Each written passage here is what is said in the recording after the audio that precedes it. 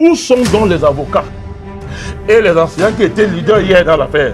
Pourquoi ils sont pas? Ils sont où pour défendre Agbo Bala, dont les 2 maisons ont été brûlées? Agbo Bala, c'est un avocat. Où sont les avocats, les enseignants?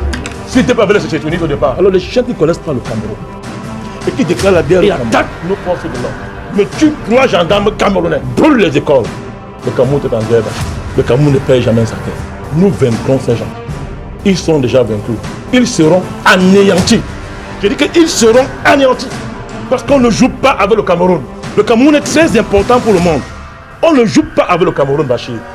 L'ordre va revenir là-bas. Le calme va revenir. Nos compatriotes du nord-ouest et du sud-ouest vont recommencer à vivre avec leurs frères. Je ne suis pas dans un souhait. J'ai dit les choses comme ça va se passer depuis le début de la crise. L'État du Cameroun n'a fait que dialoguer. Il n'y a pas eu de réunion à Bamenda pendant pratiquement une semaine où le gouvernement a cédé sur toutes les revendications des catégories sociales qui étaient en grève, entre guillemets. On parlait des avocats et des enseignants. Donnez-moi une seule concession venant des ambazoniens depuis que la crise a commencé. C'est que vous appelez crise a commencé. Donnez-moi une seule concession. Quand il y a eu le dialogue, M. Toumi a été chargé officiellement de discuter avec les sécessionnistes. Seul le réel est le meilleur pédagogue pour s'imposer à des gens qui vivent dans leur bulle. La crise anglophone ne commence pas quand certains l'ont découvert. Après 70, après la réunification de 72, il y a encore eu des voix dans ces régions qui ont dit niet. Est-ce qu'il faut rappeler ici les affaires de Bernard Fonlon? Il faut avoir une grande expérience du Cameroun pour savoir détecter, enlever les masques aux gens pour savoir quelle est leur vraie vie. Il y a beaucoup de gens, c'est le pouvoir de Yaoundé, qui mettent le feu dans cette crise-là. Le statut spécial des 2 régions-là, on n'en parle pas. Combien de gens ont été tués par les ambazoniens? Et de quelle manière? Vous venez dire sur un plateau, peut-être il y a eu des actions, peut-être. Mais c'est grave, c'est très grave. Tout ça participait d'une démarche visant à placer à étudier quelqu'un, appelé le président Biya, qui va œuvrer à la recolonisation du Cameroun. Lorsque les anglophones, les Anglais et les Français se partagent le Cameroun, c'est sur quelle base? C'est une criminalité sur le plan juridique. C'est un crime que les gens se partagent un pays qui est déjà uni.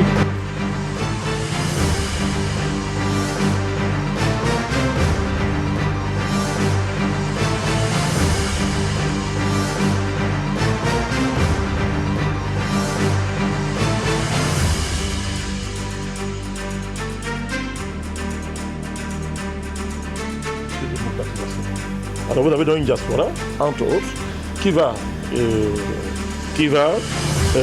se distinguer sur 2 axes. Vous avez la continuité de l'axe, ce qu'on appelle l'axe estudiantil, qui va à l'étranger pour acquérir la connaissance. Il y en a même sur cette diaspora va se gréver une autre dimension de la diaspora, une autre phase de la diaspora, à savoir une élite de la diaspora, où des gens ont acquis des connaissances, ils sont brillants, ils vont investir dans les organisations internationales, ils vont briller, ils vont se contenter de faire une grande carrière internationale sans avoir de projet politique plus ou moins affirmé. Voilà, on peut y classer beaucoup de personnes. Mais vous allez avoir dès 86 et avec 90, alors l'émergence d'un type de diaspora. Et que celle-là va être extrêmement dangereuse pour notre pays. C'est une diaspora d'abord qui va aller parce qu'elle va chercher le bien-être en Occident, par tous les moyens. Arrivée donc là-bas, elle va s'aventurer dans toutes sortes de trafics.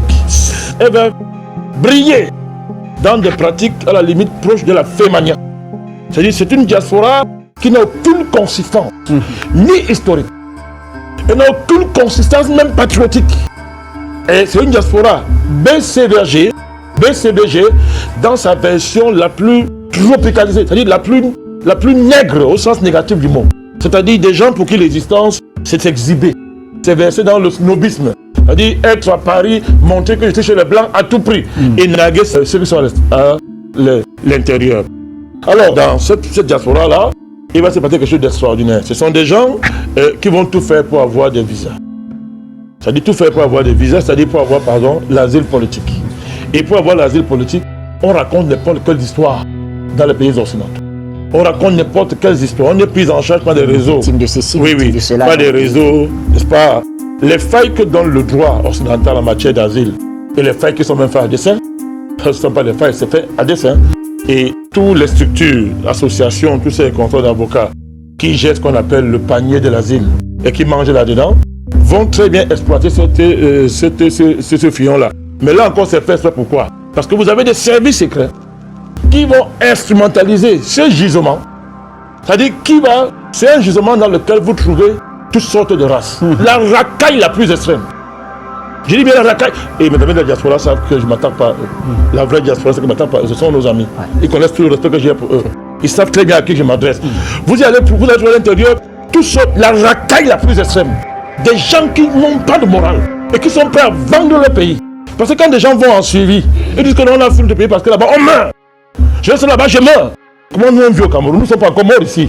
Bon, c'était une parenthèse. Vous dites que cette diaspora, donc, on tente de vous dire, on va la faire n'importe quoi. Comme quoi? La faire servir de façade de Bachir à des opérations de démembrement des au service des multinationales. Parrainé par l'ONU à travers une succursale qu'on appelle ONG, une organisation, United Nations People Organization, oui, qui est une structure affiliée aux Nations Unies, mais qui est entre les mains des multinationales et qui sert de couverture au démembrement des États. Comme vous allez voir pourquoi ces gens commencent à vouloir faire le lien avec le Biafra.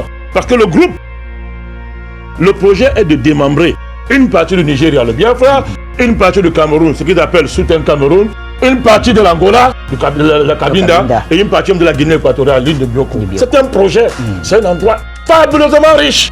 Et il y a un groupe de multinationales, parrainé par un groupe d'États qui ont à cœur de réagir. Ça s'appelle le projet Golfe de Guinée. Et l'ONU est dedans. On a fabriqué le Sud-Soudan. C'est le même drapeau que le drapeau amazonien. Sauf si les gens ne voient pas ça. Donc cette diaspora Bachir pour en parler. Voilà comment on l'a fait. Et tous ces gens qui sont partis du Cameroun, de ces régions-là, partaient avec une mission bien précise. Ce projet amazonien, il est très vieux. Il est en marche depuis bientôt plus de 20 ans. Nous savons de quoi on parle. Plus de 20 ans. Il est en marche depuis plus de 20 ans, ce projet. Et les gens sont partis à l'étranger avec des missions bien précises. Ils se sont exilés, ils sont regroupés aux États-Unis, au Canada, en Afrique du Sud et en Inde. On connaît tout ça. C'est cette diaspora-là que nous avons oublié depuis de mettre en œuvre, de citer, de dévoiler depuis que la crise a commencé. Et il faut le faire aujourd'hui. Cette diaspora travaille contre le Cameroun, Bachir. Cette diaspora a déclaré la guerre au Cameroun. Quand vous dites que l'État a pris la mesure, qu'est-ce que les mandats d'arrêt internationaux complets. Ah, d'accord. Pour dire quoi, Bachir? Cette diaspora a déclaré la guerre au Cameroun. Elle le paiera très cher. On ne déclare pas la guerre au Cameroun. Le Cameroun, ce n'est pas Paul Biya. Le Cameroun dépasse de très loin la personne de Paul Biya. Je l'ai dit toujours ici. Alors les gens qui ne connaissent pas le Cameroun et qui déclarent la guerre au Cameroun et attaquent nos forces de l'ordre, me tuent 3 gendarmes camerounais, brûlent les écoles et font tout ce qu'ils vont faire. Le Cameroun est en guerre, Bachir. Le Cameroun ne perd jamais sa terre. Nous vaincrons ces gens. Ils sont déjà vaincus. Ils seront anéantis. Écoutez-moi bien, hein. Moi je ne me cache pas pour parler. Hein. Je ne flatte pas un quelconque électorat anglophone. Je ne suis pas dans que les petits politiciens qui découvrent la politique, qui flattent des gens, qui aillent le faire. Je dis qu'ils seront anéantis. Parce qu'on ne joue pas avec le Cameroun. Le Cameroun est très important pour le monde. On ne joue pas avec le Cameroun, Bachir. Personne ne peut déstabiliser le Cameroun. J'ai dit, y compris le président Paul Biya lui-même, s'il le veut, c'est lui qui va être déstabilisé. Je dis, personne ne peut déstabiliser le Cameroun. L'ordre va revenir là-bas dans les régions du nord-ouest et du sud-ouest. Je ne suis pas au gouvernement. Hein. L'ordre va revenir là-bas. Le calme va revenir. Et nos compatriotes du nord-ouest et du sud-ouest vont recommencer à vivre avec leurs frères de d'autres régions du pays comme ça se faisait avant. C'est le souhait de tout le monde en tout cas. Je ne suis pas dans un souhait. J'ai dit les choses comme ça va se passer. Ah. La preuve. Oui. Vous savez dans quelle position on était avant que le décret de M. Sadi ne sorte. On était dans quelle position? Il n'y avait plus d'État dans la région du nord-ouest et du sud-ouest. Il n'y avait plus d'État. Vous avez, pour rester poli, des leaders de manifestants, en région anglophone par exemple, qui contrôlaient. Ils avaient remplacé l'État. Cette situation est en train d'être inversée. Pourquoi moi, Bandakani, je soutiens la légalité républicaine et je soutiens l'État dans cette démarche. Où on est dans la loi, dans un cadre légal, où on en sort. On ne peut pas être en train de défendre la souveraineté, la légalité dans toute l'Afrique et remettre ça en cause quand il s'agit de notre pays. Moi, je ne suis pas dans ce genre d'incohérence. Dire qu'il y a une affaire anglophone au Cameroun suppose qu'il y a des politiques d'apartheid. Ça veut dire que ces populations du nord et du sud-ouest sont maltraitées, si c'est le cas, parce qu'ils seraient anglophones. Et il faut quand même qu'on s'entende comme pour l'autre. Ouais, pourquoi? Dès que cette crise a commencé, je ne suis jamais rentré dans ces concepts d'anglophone et de francophone. Donc, j'ai longtemps dit ici, il faut commencer à poser le problème de revendication en termes de marginalisation, mais le Cameroun est mort, c'est la guerre civile. Parce que les régions Sawa, les Sawa ont mille problèmes à revendiquer. Vous allez dans le sud là-bas, les populations ont mille problèmes à revendiquer en termes de marginalisation. Toutes les chefferies, l'Ouest, toutes les chefferies traditionnelles du Cameroun pour la plupart ont des questions sérieuses en matière de revendication foncière, en matière de revendication même culturelle. Vous comprenez? Et traditionnelles, qui sont terribles. Donc le Cameroun est fini, ça n'existe plus. Donc, le problème c'est que on anglophonise, Bachir, ces questions-là. C'est de cela qu'il s'agit. Si on part sur la base de l'anglophonisation, Bachir, ça voudrait dire que les questions liées au franc CFA ne sont pas vraiment anglophones. Ça veut dire les questions liées aux bases militaires, les questions liées à notre souveraineté nationale ne sont pas une question anglophone. Et c'est ce que ça veut dire, Bachir. Les questions liées, par exemple, au programme d'ajustement structurel qu'on impose dans nos pays et qu'on vient de vouloir renouveler au dernier sommet extraordinaire de la CEMA qui ont eu, ne sont pas vraiment anglophones. Mais ils sont non d'accord avec tout ça. Les questions liées à les questions liées aux APE ne sont pas une question anglophone. Les questions liées au modèle économique ne sont pas une question anglophone. Vous voyez donc que c'est un amalgame. Tout à fait. Quand ce régime-là a vendu tout le Cameroun à l'étranger, avec la complicité des élites anglophones et francophones, qui sont au pouvoir? C'était pas une affaire anglophone alors. Mon cher Jean-Claude, tu dis le Premier ministre du Cameroun n'a aucun pouvoir. Mais bon sang. Mais pourquoi on a forcé qui a été Premier ministre? On veut dire que le président Biafra, les gens en otage, pour le nommer Premier ministre. S'il n'y avait aucun pouvoir là-bas, pourquoi les gens courent? Pourquoi les gens se battent pour être Premier ministre au Cameroun? Ça parce que vous êtes appelant, que vous croyez que vous avez le devoir de ne pas être intelligent, de ne pas creuser les concepts. Qui vous a dit qu'il n'y a aucun pouvoir? Pourquoi les gens veulent mourir pour ce poste-là? Le président vient de prendre personne au tête pour le Premier ministre. Mais allez voir les batailles qui sont menées. Allez voir les batailles qui sont menées par les ressortissants de ces deux régions au niveau de l'élite pour ce poste-là. Vous venez essayer de dire qu'il n'y a pas de pouvoir là-bas au niveau du Premier ministre. Mon cher Jean-Claude, avec tout l'estime que j'ai pour toi, dans quel pays au monde les élections entre guillemets transparentes ont réglé le moindre problème? Même dans vos démocraties là. Allez voir dans vos pays là. Dites-moi dans quel pays au monde les élections ont réglé les problèmes. Vous avez dit ça aux gilets jaunes en France? Vous avez dit ça aux chômeurs et aux déclassés en Allemagne? Vous avez dit ça aux Italiens, mon cher ami? Vous avez dit ça aux Américains et aux Noirs aux États-Unis? Dites-moi dans quel pays au monde les élections entre guillemets ont réglé le moindre problème. Et vous faites ça de votre fonds de commun parce que vous ne voulez pas soulever les vrais problèmes. Alors, tu m'interpelles sur mes positions sur la crise anglophone. Mais ça me fait sourire, mon cher Jean-Claude. Mais je n'ai jamais changé. Et je n'ai jamais renié le moindre iota de mes positions. Elle défendait la constitution du Cameroun. Elle défendait l'état de droit. Elle défendait l'intégrité territoriale de mon pays. J'assume ça. Je n'ai fait que ça depuis que la crise a commencé. Et s'il y a quelqu'un qui a été conseil, qui a eu raison, c'est le président Balakadi. Vous tous, vous revenez à la table. Vous tous, vous revenez à la table de négociation. Sur quelle base? Sur la base de la non-négociabilité de l'intégrité territoriale du Cameroun, monsieur. C'est pour ça qu'on revient à la base. Vous revenez sur vous devenez négocier dans le cadre fixé par l'État du Cameroun, monsieur Jean-Claude. C'était la position du président Bandakani. Si le président camerounais change là-dessus, monsieur, je ferai savoir mon désaccord de manière claire par rapport à ça. Maintenant, mon cher Jean-Claude, tu salues le président Biya. Tu l'appelles son excellence. Tu lui demandes de régler le problème avant la fin de sa vie. Mais tu le dis maintenant, mon cher ami. Mais qu'est-ce que tu as dit hier de lui? Que disiez-vous hier du président Biya à la sortie de l'élection présidentielle? Sûr que vous étiez, n'est-ce pas, que vos parents vous mettraient au pouvoir. Aujourd'hui, tu comprends. Le nationalisme, ce ne sont pas les incantations. Ce n'est même pas la référence à des héros fondateurs. Ce sont des actes composés. Vos actes sont contraires au nationalisme. Vos actes sont contre au patriotisme. Vous appelez l'étranger à venir intervenir chez vous. Les patriotes ne font jamais ça. Les nationalistes ne font jamais ça, mon cher ami. Je lis le professeur Maurice Kamto. Je le lis. J'ai tous ses livres. J'ai ses documents. J'ai même ses positions sur la question anglophone avant qu'il ne soit ministre. Je sais quand je vais sortir ça. Vous serez très surpris de voir les positions du professeur Maurice Kamto avant qu'il ne soit ministre sur la question anglophone. Dans les revues scientifiques, mon cher ami, faites très attention. Je les ai, je sais quand je vais les sortir. Donc je lis Maurice Kamto avec beaucoup d'attention parce que j'ai du respect pour ce qu'il est, pour ses fonctions en tant qu'un juriste de réputation internationale. Alors moi je vous demande donc, vous qui lisez tant les écrits du professeur Maurice Kamto, dites-moi, puisque vous parlez fort avec beaucoup d'assurance, vous me demandez de compléter mes recherches. Dites-moi, ce que vous appelez communauté internationale, c'est une notion de droit, c'est une notion de loi, ou bien c'est une notion politique? Vous qui êtes très fort là. Au point où vous reprenez ça à votre compte et vous balancez sur des plateaux tous les jours matin, midi, soir, communauté internationale. C'est qui la communauté internationale? La dernière fois, je vous ai rappelé ici que tous les actes qu'ils ont posés jusqu'à aujourd'hui, cette communauté internationale, étaient contraires au droit international. Contraires! Tous leurs actes! Et voilà les gens que vous appelez de venir intervenir au Cameroun. Voilà les gens que vous convoquez de venir intervenir au Cameroun. Et vous me parlez de droit? Vous ne me faites des cours de droit, vous? Et vous convoquez votre leader qui lui appelle des gens comme ça, qui sont les plus grands violeurs du droit international, qui ne l'ont jamais respecté, qui sont des criminels. Leurs actes s'apparentent clairement à des crimes. Voilà les gens que vous convoquez. Vous prenez comme référence pour venir régler vos problèmes. Alors vous dites, ok. Alors, quand le président Malakani va aux élections et ne gagne pas, les élections sont subitement transparentes et valables.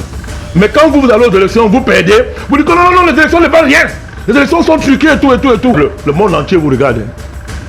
Votre jeu là, on vous regarde. On vous regarde. Où les élections ne sont pas transparentes. Elles ne sont pas transparentes en rien du tout. Mais elles ne sont pas transparentes à la tête chercheuse. Quand ça vous arrange. Vous venez de dire au monde entier que les élections sont transparentes au Cameroun, monsieur. Seul le réel est le meilleur pédagogue pour s'imposer à des gens qui vivent dans leur bulle, dans des bulles.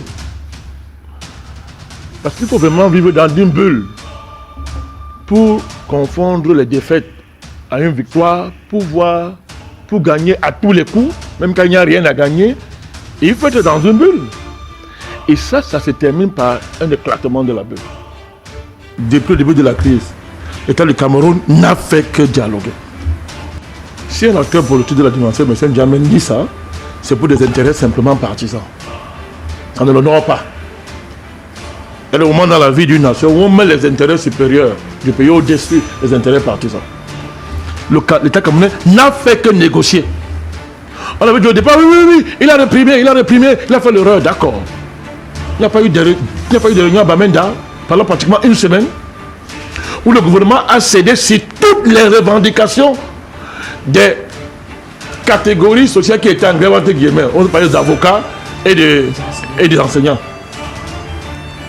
Qui est venu infiltrer ces réunions et l'a détruit ce dialogue? C'était qui? C'est le gouvernement? Ce qui a fait capoter ces réunions, c'est qu'on a mis sur la table la question du fédéralisme. Dois-je rappeler ça à Célestin N'Djamena? Il me semble qu'à Bamenda, pendant ces réunions, ce n'était pas des oiseaux qui étaient assis. C'était le gouvernement du Cameroun en face. Donc maintenant vous évoluez. Quand on vous demande qu'il y a eu dialogue, vous dites qu'on a dissous le consortium. Monsieur N'Djamena, y a-t-il eu assise entre le gouvernement du Cameroun et des groupes représentant les grévistes, oui ou non? Oui. Vous ne pouvez pas dire non, monsieur N'Djamena. Ça, c'est quelques mois après le déclenchement de cette affaire. Du moins, cette séquence-ci de la crise anglophone, la crise anglophone, cette séquence-ci, c'est quelques mois après cela qu'il y a eu cette assise entre l'État du Cameroun et les interlocuteurs qui étaient en face. Ceux qui parlaient à cette table engageaient l'État du Cameroun. Bien sûr. Après ça, malgré que cela est capoté, le gouvernement a pris des initiatives. Recrutement massif d'enseignants d'urgence pour pallier au déséquilibre en termes de ressources qui justement permettaient que ce N'Djamena vient raconter ce qu'il a dit là. Que les gens lui ont dit que vraiment on ne parle français ici à Bamenda. L'État a débloqué des subventions pour donner les moyens à des écoles confessionnelles pour qu'elles ouvrent. C'était plus d'1 milliard de francs. C'est ce qu'on a créé, on a décidé de créer une section du common law à l'ENAM du Cameroun. Et je crois que ce sont des actes aussi à la Cour suprême de notre pays. Je passe le contrôle de l'avocat qui est assis là. Après ça, on a multiplié la Commission nationale pour le bilinguisme. et le monsieur culturel, M. Ndiamé. La tradition de Ouattara a même suivi justement après. C'était la première action que le ministre de la Justice de droit et Sceaux a déployé ses pieds pour répondre. Après ça, a été organisé le grand dialogue. Que vous passez le temps à saboter, parce que vous avez décidé volontairement d'y être absent. Tous les composantes sociales et politiques de ce pays étaient représentées au dialogue. La preuve, le MSC a été reçu par le Premier ministre. Une délégation du MSC a été reçue par le Premier ministre, oui ou non? Jamais. Vous voyez ça? Vous allez faire quoi là chez le Premier ministre? Vous allez faire quoi là-bas? Le cinéma, la danse mafia? Quoi? Vous avez décidé, vous, de ne pas venir vous asseoir au dialogue. Vous avez préféré aller avoir 2 minutes de dialogue avec M. Jean-Luc quand il est venu ici. 2 minutes, 2 minutes. Mais on a organisé le grand dialogue qui a donné des résolutions claires. Et ces résolutions ont rapidement été mises sur pied. Le code général portant sur les collectivités territoriales décentralisées a été adopté. Bon Dieu. Il y a un statut spécial de ces deux régions. C'est devenu une loi. On ne débat plus de ça. C'est une loi. Ces 2 régions-là ont un statut spécial. Vous avez dit, non, il faut libérer les gens. Si vous libérez les gens, la crise va finir. 2 vagues de libération ont été faites par les gens du Cameroun. 2 vagues. 300 personnes. 2 vagues ont été libérées. 2 vagues. Plus ils ont été libérés, plus la surenchère est montée. Bon, donnez-moi une seule concession venant des Ambazoniens depuis que la crise a commencé. Ce que vous appelez crise a commencé. Donnez-moi une seule concession. C'est quoi cette affaire? Ce n'est pas un sorcier, un procès, un sorcellerie que vous faites matin, midi, soir à l'État du Cameroun. Voilà un État qui ne fait que les concessions. Ça ne vous intéresse pas. Vous passez le temps à pointer ses erreurs. Avec votre regard corrompu, évidemment. Votre regard partisan, évidemment. Mais toutes les concessions qui ont été faites, vous n'en parlez pas. Quelqu'un a dit tout à l'heure que l'État camerounais ne communique pas. Mais l'État n'a pas à communiquer comme vous voulez. C'est un État. Il a sa stratégie de communication. Vous pouvez dire que ça ne vaut rien, c'est votre droit, mais vous n'avez pas imposé à l'État sa manière de communiquer. L'État camerounais communique sur la mission Toumi. Quand il y a eu le dialogue, M. Toumi a été chargé officiellement d'aller discuter avec les sécessionnistes. Ça fait l'objet d'un communiqué public. Le cas de la médiation suisse, Ndiamé, tu le sais. L'État camerounais a communiqué là-dessus. Donc vous voulez qu'on communique comment? Selon ce qui vous arrange, selon vos canons à vous. Mais malheureusement pour vous, vous n'êtes pas l'État du Cameroun. Vous pouvez être un grand savant en communication, mais c'est l'État du Cameroun qui détermine sa stratégie de communication.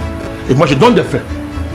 Les enjeux de cette crise n'ont rien à voir avec tout ce que les gens racontent là. Ndiamé me dit que M. Ayuk Tabé c'est un homme très sérieux. Ok. Afrique Média a monté les photos de M. Ayuk Tabé en train de discuter avec les affairistes américains. Qui a donné ce mandat? Il a reçu le mandat de qui? Vous êtes en train de me dire que quelqu'un peut se lever n'importe comment, sur la base de ses humeurs à lui, il dit qu'il est fâché, il est marginalisé, et aller engager le destin des régions du Cameroun. Savoir le mandat de personne, vous assumez ça? Ça s'appelle du banditisme. Il y a les photos ici, Manuel Atika, on peut sortir ça. Dites-moi pourquoi 21 sénateurs américains démocrates peuvent s'engager à soutenir une cause comme celle-là, sur la base de quoi? Sénateurs américains dont les apparentements avec les multinationales sont établis. Multinationales qui ont pour caractéristique principale de démembrer les États. Elles sont derrière la crise au Soudan.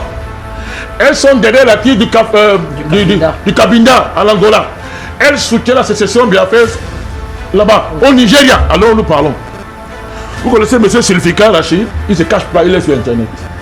Qui lui a vendu les droits de cession de ces 2 régions? Il s'en réclame ouvertement sur Internet. Qui lui a vendu un droit américain? Qui lui a vendu ces droits de cession? Sur la base du mandat de qui? D'où vient le financement des Ambazoniens? C'est important. Ça vient d'où?